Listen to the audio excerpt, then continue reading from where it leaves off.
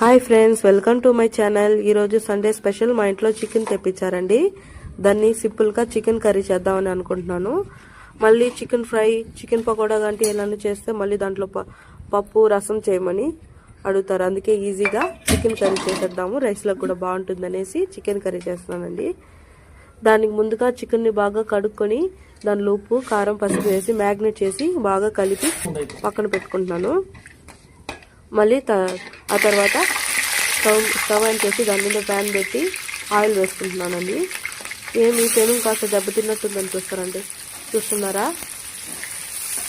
పెళ్ళయ్యాక లైఫే కాస్త దెబ్బతినిందండి. పెనుగు ఎందుకు దెబ్బతినదు? ఎందుకంటే దీనికి 5 years ఏజ్, అందుకని అది దెబ్బతినింది. సరే రండి, రెసిపీలోకి వెళ్దాము. ఆయిల్ వేసాక దాంట్లో పట్టా, లవంగాలు, బిర్యానీ ఆకు వేసి బాగా వేగాక దాంట్లో నిలుగుగా కట్ చేసిన 4 పచ్చిమిరపకాయలు వేసుకుంటున్నాను. అది బాగా ఫ్రై అయ్యాక దాంట్లో కాస్త చిన్ని ఎర్రగడ్డలు ఉంటాయి కదండి, చిన్న ఎర్రగడ్డలు అవి కట్ చేసి వేసుకుంటున్నాను. ఆనియన్స్ బాగా మగ్గేదానికి కాస్త సాల్ట్ వేసుకుంటున్నాను. కరివేపాకు కొన్ని వేసుకున్నాను, ఎందుకంటే ఫ్లేవర్ బాగా వస్తుంది, నీటి వాసన కూడా కాస్త తగ్గుతుంది.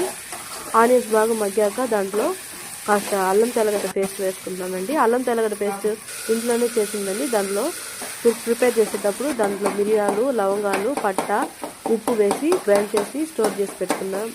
అల్లం తెల్లగడ్డ పేస్ట్ అనేది అది బాగా వేసి కలిపి అది వేగాక దాంట్లో టమాటాలు వేసుకుంటున్నానండి. టమాటాలు వేసి మగ్గాక దాన్ని బాగా స్మాష్ చేయాలండి. స్మాష్ చేసిన తర్వాత చికెన్ వేసుకుంటున్నాను. చికెన్ వేసి బాగా కలపాలండి.